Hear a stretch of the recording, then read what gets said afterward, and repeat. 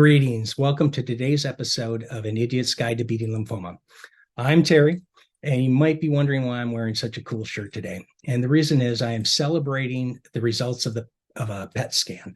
I had a PET scan done when I first started treatment. I'm halfway through the aggressive chemo treatments, and I have the results. And in the words of the oncologist, everything is going exceedingly well. Just as a reminder, in May, and is now August, in May, I was diagnosed with follicular lymphoma, and that's basically a slow-growing form of lymphoma. In 3% of the population, that can transition into diffuse large B-cell lymphoma, and that is a fast-growing aggressive cancer, and we don't like that. One you can live with, one you can't.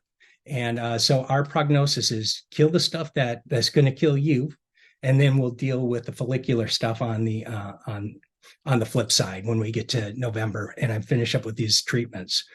So as I start each one of these, the intent of these recordings is to provide family members or someone else going through something similar a perspective of what someone else has went through, because I didn't get that when I started. It was really tough having ADD and trying to navigate everything, not knowing what to expect. Now, of course, everyone shows symptoms and deals with chemotherapy a little bit different based on, how healthy they are or what the chemo is going to be. But, there's some generals. For example, day 3 and day 4 are the toughest for me after lymphoma. And I've talked to other people, or after chemo, and I've talked to other people and they have the similar type of experiences.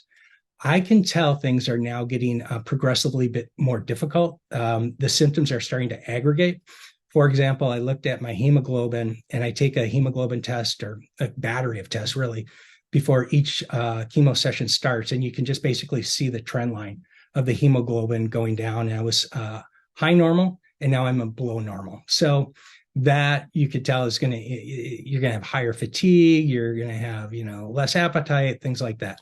What I really do have to do, though, is get back on the diet and back on the exercise I did for cycle 2 and cycle 1, cycle 2, cycle 3, but the last week of cycle 3, I kind of just gave up a little bit and went around living. And I think I'm having a more difficult time in cycle 4 because I didn't take care of myself as well at the last week of cycle 3. So lessons learned, something good to know.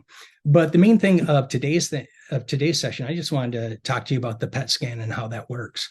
So when you go in for a PET scan, in my case, it usually takes about an hour and a half. I go in and they give me an injection of a radioactive tracer and some glucose. So the day before, I basically do a keto diet. They give me the injection with the radio tracer, and that glucose gets into your system. Basically, all the cancer cells just go active. And like hungry hippos are just trying to eat it all up. So when you look at the PET scan, you can tell where the cancer is really flaring up and where it's starting to drop off. So let's just go in and take a look at those results. So here is the picture. On the left is going to be the most recent, the recent image, and on the right is the first image. And it's hard to see, but what was really cool is the doctor was actually able to pull this out and spin it 360 on both of these. And you can see the heart, you can see all the organs. It was pretty cool. But what's really cool, you see all these flashes up here in my neck? You can still see one right here. It's even hard to see right here because it is so big. This is my heart. It's not showing up as well in here. These are my kidneys. That's all good. And this is the bladder. But see down here in the legs, that was all cancerous. In my marrow, in my tongue, it was like all over.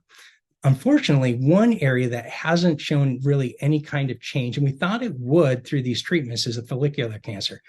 My oncologist thought that we'd knock out the follicular cancer, but at some point it was going to return, and then it would be a maintenance, and we would, just track it, see how it was going, and take action when it was warranted. So the results are here: the bladder, kidneys, one kind of still a large lump. But I look through, when you get these test results back, the way it works is usually by the end of the day, I have a summary of the PET scan, and I can go in and I can read through that, and it will show me like head and chest, and it'll tell me here were the size of the lymph nodes, here they are now. And I was seeing anywhere between a 50 to 75% decrease in the size of lymphoma. Plus there's a term for basically the amount of uptake of that radioactive fluid is much lower. So that also tells you that the cancer cells are less aggressive. So today it was great news, or I guess last week when I went into the session, it was great news. I still have to just focus on the diet, the health, the sleep, doing everything you have to do to prepare your body to do the best job that it can. But other than that, I just wanted to share the good news that things are going exceedingly well. I'm super pumped up about it. It's kind of hard though when you're thinking like, oh shit, I'm going to have to deal with a follicular cancer for the rest of my life. But you get the rest of your life, so it's a win-win, right? So enjoy your day and keep on plugging along.